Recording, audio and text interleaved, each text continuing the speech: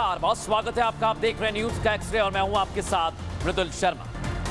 और आज की सबसे बड़ी खबर आपको बता रहा हूं। टारगेट पर बॉलीवुड आ गया है। पहले लॉरेंस बिश्नोई जो सलमान खान को धमकी दे चुके हैं, जो बॉलीवुड के सुल्तान भी है उनका किरदार, लेकिन अब एक और धमकी मिली है। ये धमकी क्या लॉरेंस ने दी है या फिर किसी और ने, इसी पर आज एक्सरे रिपोर्ट है। लेकिन धमकी किसको मिली? शाहरुख खान को, पठान को धमकी मिल गई है। और इसके बाद बबलू पंडित यानी विक्रांत मैसी को भी धमकी मिली है।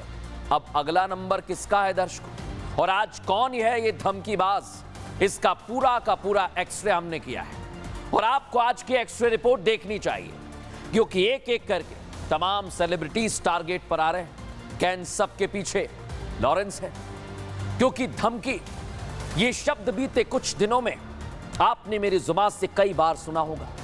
लगातार हम सलमान खान को मिल रही धमकियों का एक्सरे भी कर रहे हैं। भाईजान को गैंगस्टर लॉरेंस बिश्नोई की तरफ से आए दिन जान से मारने की धमकियां मिल रही हैं। लेकिन अब इस लिस्ट में एक और सुपरस्टार का नाम जुड़ गया है। लाखों दिलों पर राज करने वाले शाहरुख खान को यह धमकी मिली है दर्शकों। हालांकि ये धमकी गैंगस्टर लॉरेंस बिश्नोई गैंग की तरफ से आई है या फिर किसी और की तरफ से, ये जांच का विषय है। लेकिन जिस तरह बॉलीवुड से स्टार्स पर धमकियों की नजर पड़ी हुई है, ये बेहद चिंताजनक है। चाहे लॉरेंस बिश्नोई गैंग हो या फिर कोई और, सीधे सीधे कलाकारों को जान से मारने की कोई धमकी दे रहा है। इससे तो यही पता चलता है कि एक एक कर हर एक्टर गैंगस्टर्स के निशाने पर आ रहा है या आ सकता है, ये बहुत मुमकिन है। और इस फहरिस्त में अब तक के हालात में सबसे ऊपर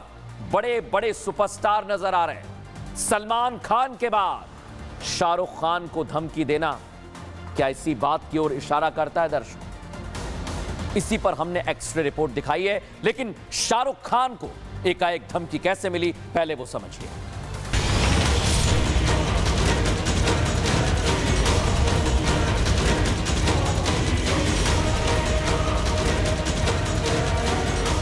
मायानगरी के दो जगमगाते सितारे सलमान और शाहरुख खान को जान से मारने की धमकी ने पूरे बॉलीवुड को हिलाकर रख दिया है। ये दोनों खान फिल्म इंडस्ट्री की जान माने जाते हैं। एक दबंग है तो दूसरा पठान। इनका मुकाबला कर पाना आसान नहीं। इन दोनों के बिना बॉलीवुड की बड़ी फिल्में अधूरी सी लगती हैं, बॉलीवुड सूना सा लगता है। लेकिन लॉरेंस बिश्नोई के गुर्गे कभी सलमान को धमकी देते हैं तो कभी धमकी भरा ये कॉल शाहरुख खान के नंबर पर घूम जाता है। इस धमकी के बाद शाहरुख खान के घर मन्नत के बाहर हड़कंप मच जाता है। बादशाह के फैंस उनकी सलामती के लिए दुआ मांगते हैं। मन्नत के बाहर लोगों की भीड़ जुट जाती है। 5 नवंबर को दोपहर तकरीबन 1:21 पे बांद्रा पुलिस स्टेशन को एक फोन आया और जिसमें कहा गया है कि शाहरुख खान को ये मैसेज दे दीजिए कि वो 50 लाख रुपया दे, नहीं तो उनको जान से मार दिया जाएगा। बांद्रा पुलिस ने तुरंत मामला दर्ज कर लिया है और इस मामले की जांच शुरू कर दी है। जब से शाहरुख खान को जान से मारने की धमकी मिली है, तब से पूरी मायानगरी से लेकर एक एक शख्स डर में डूबा है। बॉलीवुड में एक सस्पेंस बन गया है, एक खौफ पैदा हो गया है कि अगली घंटी किसके फोन पर बजेगी, कौन होगा गैंगस्टर का अगला टारगेट। धमकी तो मिल गई दर्शकों, लेकिन अब मैं आपको बताता हूं कि धमकीबाज ने कहा क्या है, क्या हुआ था उस दौरान। धमकी भरा एक कॉल आता है 5 नवंबर और दोपहर 1:21 पर बांद्रा थाने के अंदर लैंडलाइन पर फोन की घंटी बजती है। Mumbai police constable phone receive करता है। अगर शाहरुख खान जान बचाना चाहता है तो 50 लाख रुपए दे दो, उधर से आवाज आती है, नहीं तो शाहरुख को जान से मार दूंगा। ये कौन है? कांस्टेबल संतोष ने धमकीबाज से पहचान पूछी। उसने कहा, मेरा नाम हिंदुस्तानी लिखो। इसके बाद धमकीबाज कॉल काट देता है और इसके बाद बांद्रा थाने में हड़कंप मच जाता है दर्शकों कि आखिर ये कौन है, ये शाहरुख खान की जान के पीछे क्यों पड़ा हुआ है। लेकिन जब नाम पूछा तो धमकीबाज ने फोन काट दिया। लेकिन आज मैं आपको वो फोन नंबर दिखाने वाला हूं दर्शकों, जिससे ये फोन कॉल आया था। इसका बाकायदा स्क्रीनशॉट है मेरे पास, दिखाइए जरा। ये एक व्हाट्सएप चैट का स्क्रीनशॉट है जो आप देख रहे हैं दर्शकों। नंबर पर गौर कीजिए, क्या लिखा हुआ है? +91 से ये शुरू हो रहा है। यानी ये कोई इंटरनेशनल कॉल नहीं थी, विदेश से नहीं आई थी। प्रोफाइल पर कोई फोटो भी नहीं लगा था, लेकिन हां, जब अबाउट इन्फो को खंगाला गया तो उसमें लिखा था एडवोकेट डॉक्टर खान। यानी ये नंबर किसी वकील का है और वकील मुसलमान है। इतनी जानकारी जुटाने के बाद मुंबई पुलिस एक्टिव हो जाती है, छानबीन शुरू होती है, कॉलर का पता लगाने का काम पूरी टीम करती है। नंबर के जरिए कॉलर की पहचान की जाती है, उसका पता लगाया जाता है। लेकिन आप सोचिए दर्शक, जब कॉलर का पता लगता है तो उसके बाद की तस्वीर क्या होती है, पुलिस क्या करती है, आइए जरा आपको बताता हूं। क्योंकि जैसे ही कॉलर का पता लगता है, नंबर फैजान खान के नाम पर रजिस्टर है, इसकी जानकारी मिलती है।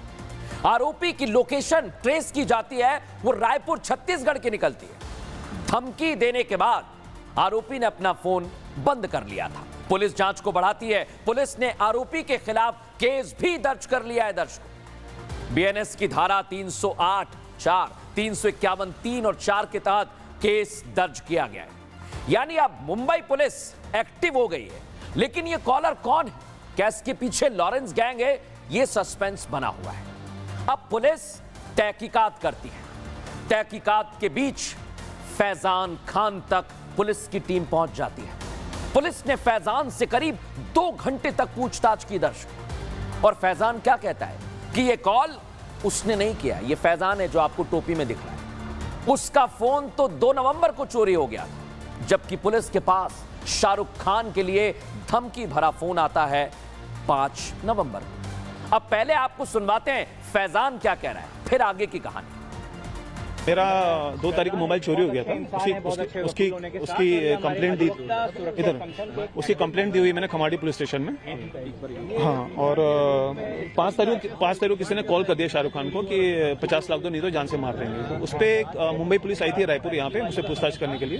मेरे घर पे आए थे, फिर मैं खुद पुलिस स्टेशन गया, अपना मोवा पुलिस स्टेशन में। तो करीबन 1-2 घंटा पूछताछ की उन्होंने मुझसे, मेरा स्टेटमेंट लिया मेरा। फिर अब 14 तारीख को वहाँ मुंबई बुलाया मुझको वहाँ पे उन्होंने। फैजान की बातों में कितनी सच्चाई है, ये तो पुलिस की तहकीकात पूरी होने के बाद ही पता चलेगा दर्शक। लेकिन यहां अब कुछ सवाल भी खड़े होते हैं। सवाल क्या? फैजान का बयान तो आपने सुन लिया।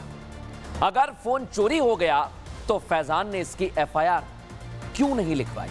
फैजान ने अपने नंबर को बंद क्यों नहीं कराया? यह सवाल जायज भी है। अमूमन अगर आपका फोन चोरी होता है तो क्या करते हैं? इस तरह की घटनाओं के बाद क्या होता है? हर आम आदमी यही करता है, फोन बंद करता है। इस पर फैजान का कहना है कि उससे गलती हो गई, उसने अपना नंबर बंद नहीं करवाया। अब फिलहाल पुलिस को सारी डिटेल फैजान ने दे दी है और पुलिस ने आज ही स्टेटमेंट ले लिया है। फैजान पहले मुंबई के लालबाग में ही रहता था, अब रायपुर की कोर्ट में प्रैक्टिस करता है। साथ ही साथ पुलिस ने धमकी देने वाले आरोपी के खिलाफ केस दर्ज कर लिया है। इसके अलावा मुंबई पुलिस ने शाहरुख खान के घर मन्नत की सुरक्षा बढ़ा दी है। बैरिकेडिंग वहां पर की गई है, तस्वीर आपको दिखा रहा हूं। शाहरुख की सुरक्षा के लिए पुलिस ने भारी संख्या में जवानों को तैनात कर दिया है। लेकिन बड़ी बात क्या है, अगर फैजान नहीं तो धमकी किसने दी है, यह आपको आगे बताऊंगा। लेकिन पहले देखिए हमारे सहयोगी सत्यप्रकाश की रिपोर्ट। मैं इस समय शाहरुख खान के घर मन्नत के बाहर हूं और यहां पर सुरक्षा व्यवस्था बढ़ा दिया गया है। जिस तरह से पहले सलमान खान को लगातार कई धमकियां मिल चुकी है, उसके बाद कहेंगे शाहरुख खान को जो धमकी भरा फोन आया है उसको लेकर मुंबई पुलिस अलर्ट हो गई है और शाहरुख खान के घर के बाहर भी और अंदर भी सुरक्षा व्यवस्था बढ़ा दी है। मुंबई पुलिस की टीम लगातार इस मामले की जांच कर रही है और आरोपी को गिरफ्तार करने के लिए निकल चुकी है। इस धमकी के पीछे कौन है? शाहरुख को धमकी देने में लॉरेंस बिश्नोई का हाथ है या फिर किसी और का? ये कह पाना तो बहुत मुश्किल है दर्शक, लेकिन ये बहुत मुमकिन है कि इसके पीछे लॉरेंस गैंग ही हो, क्योंकि जो भी सलमान खान का दोस्त उनकी फ्रेंड लिस्ट का हिस्सा है वो लॉरेंस की हिट लिस्ट में शामिल है। आपको पता है यानी जो सलमान से दोस्ती करेगा वो लॉरेंस के निशाने पर आ जाएगा, जो उसकी लिस्ट में वो लॉरेंस की हिट लिस्ट में, क्योंकि इससे पहले सलमान के करीबी एनसीपी नेता बाबा सिद्दीकी को मार डाला, फिर जीशान सिद्दीकी को जान से मारने का धमकी भरा फोन आता है और अब किंग खान को अंजाम भुगतने की धमकी दी जा रही है। तो क्या इसके पीछे लॉरेंस बिश्नोई गैंग है? क्योंकि धमकियों का यही सिलसिला इस ओर इशारा करता है कि इसके पीछे लॉरेंस बिश्नोई गैंग हो सकता है। इसकी जांच पुलिस कर रही है। हालांकि दर्शकों, ये कोई पहला मौका नहीं है जब शाहरुख खान को जान से मारने की धमकी मिली हो।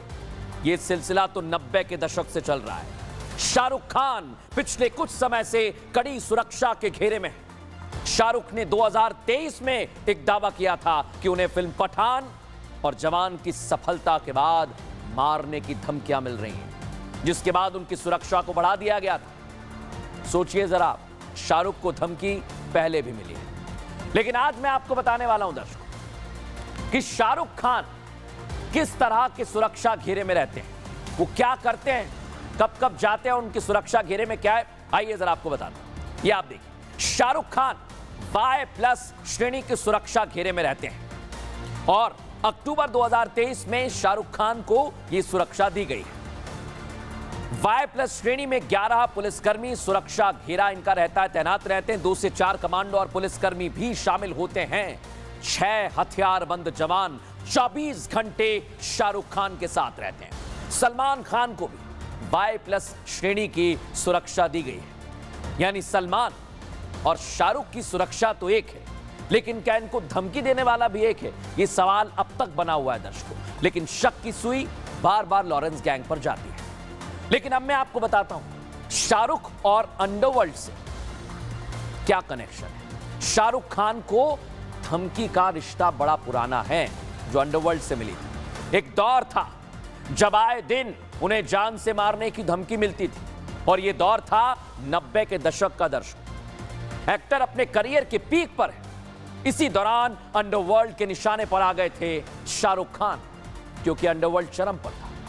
पूरा किस्सा मैं आपको बताऊं, लेकिन उससे पहले यह समझ लीजिए कि शाहरुख उस समय भी अंडरवर्ल्ड के आगे नहीं झुके थे। शाहरुख ने अंडरवर्ल्ड डॉन अबू सलेम को सीधे और साफ शब्दों में कहा था कि गोली मारनी है तो मार दो, पर तुम्हारे लिए काम नहीं करूंगा।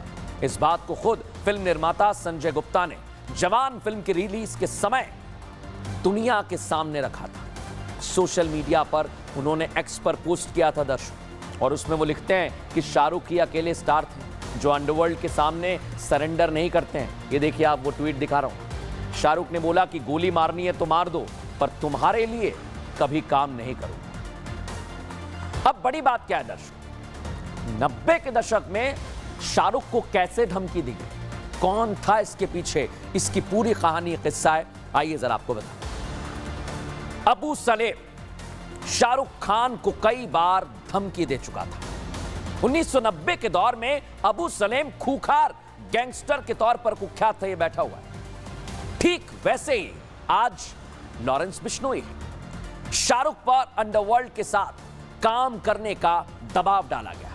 फिल्मों की कमाई का हिस्सा भी शाहरुख खान से मांगा जाता। शाहरुख खान को पुलिस प्रोटेक्शन मिली धमकी के बाद। दिल तो पागल है फिल्म की शूटिंग चल रही थी दर्शक। एक अनजान नंबर से कॉल आता है। कॉलर ने शाहरुख से पूछा, क्या हाल है? शाहरुख ने पूछ लिया, आप कौन बोल रहे हैं? फोन पर दूसरी तरफ कौन था? अबू सलेम था दर्शक। अब अबू सलेम शाहरुख को गालियां देने लगता है फोन पर ही। शाहरुख ने अबू सलेम से पूछा इस बीच, आपको प्रॉब्लम क्या है?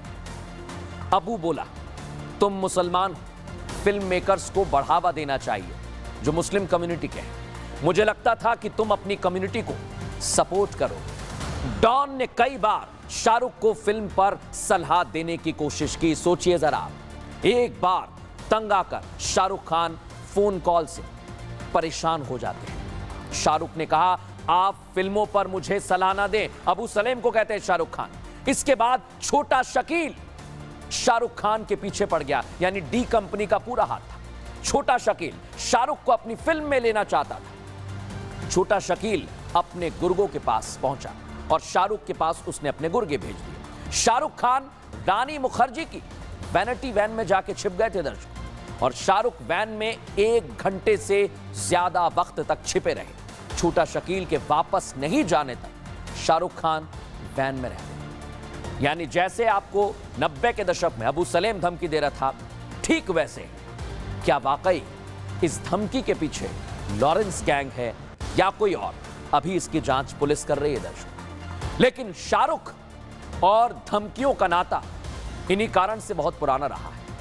आपको याद है किंग खान को उनके 59वें जन्मदिन पर दहशत के साए में वो थे। हर साल वो अपने जन्मदिन पर अपने फैंस से मिलने के लिए उनके घर मन्नत की बैल्कनी में आते हैं, लेकिन वो अपने 59वें जन्मदिन पर सुरक्षा के वजह से बाहर नहीं आए थे दर्शकों, बालकनी में नहीं आए थे। और अब ताजा धमकी के इस मामले में पुलिस हर एंगल से इसका भी कनेक्शन निकाल रही है। क्या उस धमकी से इसका कोई कनेक्शन तो नहीं है? पुलिस फैजान को भी रिमांड पर लेकर मुंबई आ सकती है और फिर उससे भी कड़ाई से पूछताछ हो सकती है। साथ ही साथ शाहरुख की सुरक्षा को भी और बढ़ाया जा सकता है। लेकिन दर्शकों, एक बड़ी बात जो मैंने आपसे शुरू में कही थी, शुरू से बोलता आ रहा हूं कि बॉलीवुड को ही एक एक कर कलाकार को धमकियां क्यों मिल रही हैं। इसमें फिल्म जगत के एक और जाने माने मशहूर अभिनेता का नाम जुड़ गया है। सलमान शाहरुख के बाद एक और देख रहे हैं आप, विक्रांत मैसी। विक्रांत मैसी वेब सीरीज मिर्जापुर में बबलू पंडित किरदार में फेमस हुए थे, और आपने हाल ही में फिल्म देखी होगी 12th फेल, इसमें भी इन्होंने काम किया है। ये एक्टिंग का लोहा मनवा चुके हैं। अब उनकी फिल्म आ रही है द साबरमती रिपोर्ट, जल्दी रिलीज होने वाली है, लेकिन उससे पहले ही एक और सुर्खी बन गई है। उसका प्रमोशन तो चल रहा है, इस बीच खुद खुलासा करते हैं विक्रांत मैसी कि उन्हें लंबे समय से जान से मारने की धमकियां मिल रही हैं। एक्टर की माने तो ये धमकियां उनकी अपकमिंग फिल्म के लिए दी जा रही है। हालांकि ये कौन दे रहा है, इसके पीछे कौन है, इसका खुलासा नहीं हुआ, लेकिन वो क्या कह रहे हैं सुन बात। जी हाँ, आई हैं और आ रही हैं, बट एज आई सेड कि हम कलाकार हैं, हम कहानियाँ बोलते हैं, और लोग क्या सोचते हैं, उनको क्या लगता है, without sort of drawing attention to it, it is something that I am dealing with and we as a team collectively are dealing with, and I think we will deal with it the way it is ought to be. अब खबरों में आगे बढ़ेंगे, और राज ठाकरे ने जो फतवेबाज हैं उन्हें बड़ा अल्टीमेटम दे दिया है। इसकी पूरी एक्स्ट्रा रिपोर्ट आज आपको दिखाने वाला हूं। दर्शकों, इस समय महाराष्ट्र में विधानसभा चुनाव चल रहे हैं। वोटिंग में 2 हफ्तों से भी कम का वक्त बचा है, और महाराष्ट्र में अभी बटेंगे तो कटेंगे वाला मुद्दा चल ही रहा था कि अब लाउड स्पीकर का मुद्दा लाउड हो गया है। और मुद्दा किसने उठाया है? एमएनएस प्रमुख राज ठाकरे। राज ठाकरे ने लाउड एंड क्लियर कह दिया है कि अगर सत्ता उनके हाथ में आई तो एक भी मस्जिद पर लाउड स्पीकर नहीं दिखाई देगा।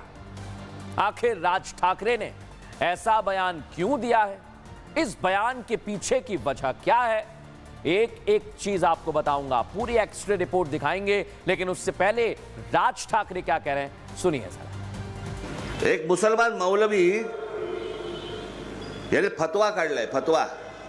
एक मुसलमान मौलाना ने फतवा निकाला। ये सभी मुसलमान अब फतवा निकालने लगे हैं कि कांग्रेस, राष्ट्रवादी कांग्रेस और शिवसेना उद्धव ठाकरे को वोट दीजिए, सभी मिलकर एक होकर वोट दीजिए। इस तरह का फतवा निकल रहा है। आज मैं आपको शब्द देता हूं, अगर राज ठाकरे के हाथ में सत्ता दी, किसी एक मस्जिद के ऊपर लाउड स्पीकर आपको देखने को भी नहीं मिलेगा। तो देखा दर्शकों आपने कि अभी तक बार बार फतवेबाज आगे आ रहे थे, लेकिन अब राज ठाकरे ने उन्हें सीधे तौर पर समझा दिया है। लेकिन क्यों लाउड हुए हैं समझिए। मौलाना का एक वीडियो वायरल हो रहा है दर्शकों। मुसलमानों को बीजेपी के खिलाफ मौलाना भड़का रहे हैं। महाराष्ट्र चुनाव के लिए वो फतवा निकाल रहे हैं। मौलाना वोट के लिए भी फतवा निकालने लगे। एमबीए को वोट देने के लिए मौलाना ने फतवा निकाल दिया, और फतवे का असर लोकसभा चुनाव में दिखाई दिया था। इसी वजह से राज ठाकरे कह रहे हैं कि अगर हम आएंगे तो ये सब नहीं चलेगा।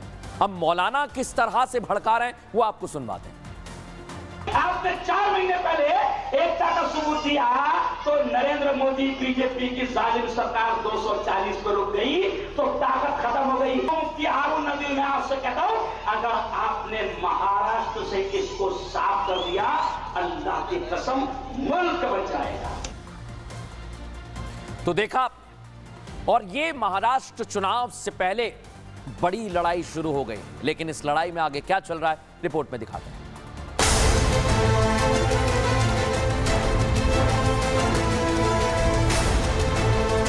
आपने 4 महीने पहले एकता का सबूत दिया तो नरेंद्र मोदी बीजेपी की जालिम सरकार 240 पर रुक गई तो ताकत खत्म हो गई। मुफ्ती हारून नबी, मैं आपसे कहता हूं, अगर आपने महाराष्ट्र से इसको साफ कर दिया, अल्लाह की कसम मुल्क बच जाएगा।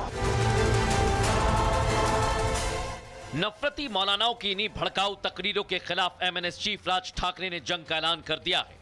इन भड़काऊ मौलानाओं के लाउडस्पीकर को बंद करने के लिए साफ कह दिया है कि अगर सत्ता मिली तो मस्जिद से लाउडस्पीकर हटा देंगे। मी तुम्हाला आता सांगतो, राज ठाकरेचा शब्द आहे, उद्या तुम्ही माझ्या हातामध्ये जर या महाराष्ट्र राज्याची सत्ता जर समजा हातामध्ये दिली, एकाही मशिदीवरती एकही भोंगा तुम्हाला दिसणार नाही या महाराष्ट्रामध्ये। हिंदुओं के खिलाफ जो साजिश रची जा रही है उसके खिलाफ राज ठाकरे ने आवाज उठाई तो विरोधियों के निशाने पर आ गए। समाजवादी पार्टी के नेता अबू आजमी इस बयान को सस्ती शौहरत पाने का तरीका बता रहे हैं। वहीं हिंदुत्व की बात करने वाले नीतीश राणे ने दो टूक शब्दों में कह दिया कि ये पाकिस्तान नहीं है, कानून के राज वाला महाराष्ट्र है। सस्ती शौहरत के लिए हो रहा है, पोलराइजेशन के लिए। और मैं समझता हूँ कि यहाँ का जो उनका वोटर है वो इतना बुद्धू नहीं है कि इनके इस बोलने से नफरत फैलने से पोलराइजेशन हो जाएगा। मैं समझता हूँ इंशाल्लाह इनको सत्ता ही नहीं मिलेगी तो कहाँ से करेंगे ये। मैं समझता हूँ कि इस देश का में ये नफरत के पुजारी है ना, इनकी राजनीति बिल्कुल ख़त्म ही हो जाना चाहिए। लाउड स्पीकर जो मस्जिदों के ऊपर जो बजते वो सारी इलीगल है, हाई कोर्ट के ऑर्डर का वायलेशन है। जो राज ठाकरे जी का बोलना है वो एक हिंदुत्व कार्यकर्ते का हर एक का बोलना है कि हमारे महाराष्ट्र में अगर सर्वधर्म समभाव होगा, सभी धर्मों को अगर एक ही कानून अगर लागू होगा, तो जो कानून हिंदुओं को लागू है, हमको 10 बजे के बाद हमारे नवरात्रि हो, हमारे गणेश चतुर्थी की महाआरती हो, वो बजाने देते नहीं, वो करने देते नहीं। फिर ये जो कोई 5-5 बार ये जो कोई लाउड स्पीकर लगाते हैं, ये उनके अब्बा का पाकिस्तान नहीं है जो इधर आके बजाते बैठेंगे। इसलिए जो राज ठाकरे साहब बोल रहे हैं वो हमारे सबके वही बोलना है। एक तरफ राज ठाकरे ने मस्जिदों से लाउडस्पीकर हटाने की बात कही तो उद्धव ठाकरे को स्वार्थी बताते हुए निशाने पर लिया। एक माणूस मुख्यमंत्री झाल्यावरती उद्धव ने बाला साहब ठाकरे के नाम के आगे से हिंदू हृदय सम्राट ही निकाल दिया। ये स्वार्थ के नाते किया क्योंकि उनकी मजबूरी है। उनके साथ कांग्रेस और शरद पवार की एनसीपी है। वो बाला साहब को हिंदू हृदय सम्राट बोलेंगे तो ठीक नहीं लगेगा। कुल मिलाकर महाराष्ट्र में एक बार फिर चुनाव से पहले हिंदुत्व बटेंगे तो कटेंगे के साथ लाउडस्पीकर का मुद्दा बन गया है।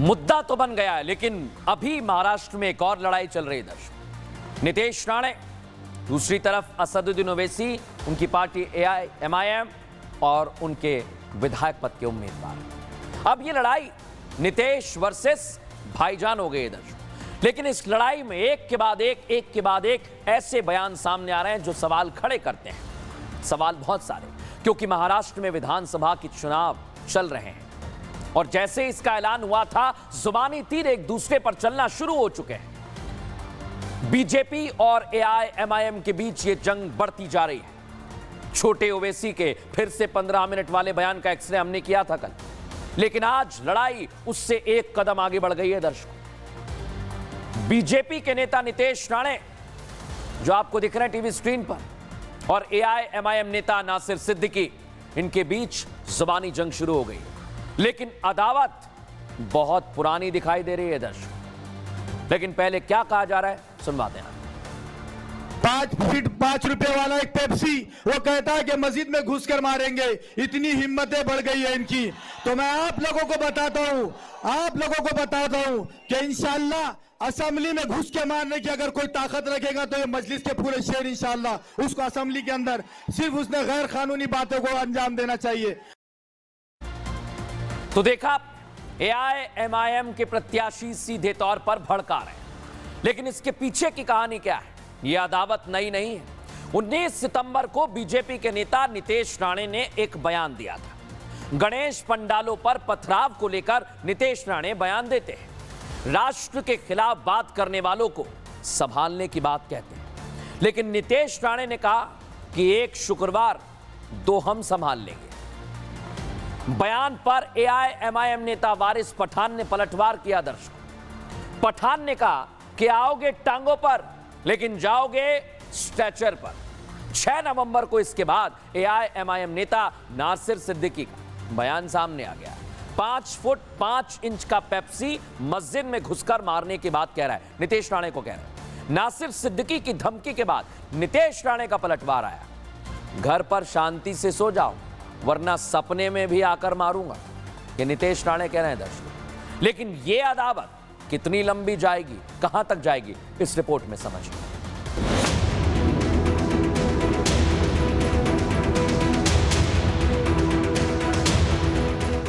महाराष्ट्र चुनाव की तारीखों के ऐलान से पहले नीतीश राणे ने गणेश विसर्जन जुलूस पर हो रहे पथराव को लेकर बयान दिया था। लगातार हिंदू त्योहारों को टारगेट करने वालों को नीतीश राणे ने वार्निंग दी थी। त्या जिहादांना पहिला आवरा, त्या जिहादांच्या वर आम्ही बोलतोय आणि तुम्हाला त्या जिहादांना आवरायला जमत नसेल ना तर एक दिवस शुक्रवारी सुट्टी घ्या, त्या लोकांना साफ करून देण्याची जबाबदारी आमच्या लोकांची असेल। अब इस वार्निंग के करीब सवा महीने बाद एआईएमआईएम नेता और संभाजी नगर से उम्मीदवार नासिर सिद्दीकी ने नीतीश राणे पर विवादित टिप्पणी कर दी। बस फिर क्या था, नीतीश राणे ने भी अपने चिर परिचित अंदाज में पलटवार करने में देर नहीं की और साफ कह दिया कि पाकिस्तान और तालिबान के एजेंट अपनी नजर सुधार लें। 5 फीट 5 रुपए वाला एक पेप्सी वो कहता है कि मस्जिद में घुसकर मारेंगे। इतनी हिम्मतें बढ़ गई है इनकी। तो मैं आप लोगों को बताता हूं कि इंशाल्लाह असेंबली में घुस के मारने की अगर कोई ताकत रखेगा तो ये मजलिस के पूरे शहर इंशाल्लाह उसको असेंबली के अंदर सिर्फ उसने गैर कानूनी बातों को अंजाम देना चाहिए। त्याला पहिले घरात स्वस्त झोपायला सांग, नाही तर स्वप्नात पण येऊन नितेश राणे तुला नागडा करून मारेल। भले त्या हिरव्या सापाला तेवढं कळून ठेव, तुझ्या लायकीच्या अवकाशीच्या अनुसार। नीतीश राणे और एआईएमआईएम नेताओं के बीच शुरू हुई जुबानी जंग आज से नहीं बल्कि काफी दिनों से चल रही है और अब इस बयानबाजी ने नया रंग ले लिया है। और आज की एक और बड़ी खबर आपको बता रहा हूं। बाबा बागेश्वर को डर सता रहा है एक बड़ी बात का, लेकिन वो बात क्या है, क्यों डर सता रहा है, और देवकी नंदन ठाकुर भी है इसमें। लेकिन क्या हुआ है दर्शकों, आज आपको एक एक चीज बताता हूं। सीएम योगी आदित्यनाथ से लेकर हिंदू धर्मगुरु साधु संत लगातार आप सभी को एकजुटता का संदेश दे रहे हैं। बार बार जगह जगह से यह कहा जा रहा है कि बटना नहीं है, बटेंगे तो कटेंगे, एक रहेंगे तो नेक रहेंगे, सुरक्षित रहेंगे। अब तक तो हिंदुओं को एकता की ताकत समझाने की कोशिश हो रही थी, लेकिन सनातन का झंडा लेकर चलने वाले बाबा बागेश्वर पंडित धीरेन्द्र कृष्ण शास्त्री अब चेताने वाले मोड में आ गए। ठठरी बांधने वाले बाबा बागेश्वर ने 10 साल बाद वाला पर्चा निकाल दिया है, या यूं कहें कि 10 साल बाद वाली भविष्यवाणी कर दी है। लेकिन इस भविष्यवाणी में क्या है, देखिए रिपोर्ट।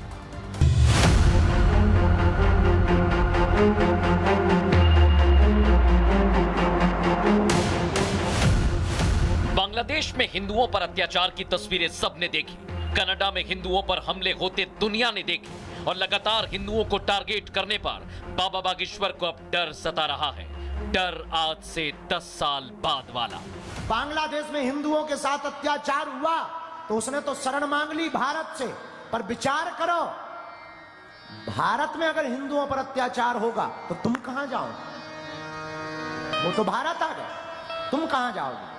इसलिए बाबा बागेश्वर ने हिंदुओं को एकजुट करने का बीड़ा उठा रखा है, जिसमें सहयोग कथावाचक देवकी नंदन ठाकुर का मिल रहा है। इसलिए सनातन यात्रा उन्होंने निकाली है और सनातनियों को जगाने के लिए 7 दिनों तक राम कथा भी होगी।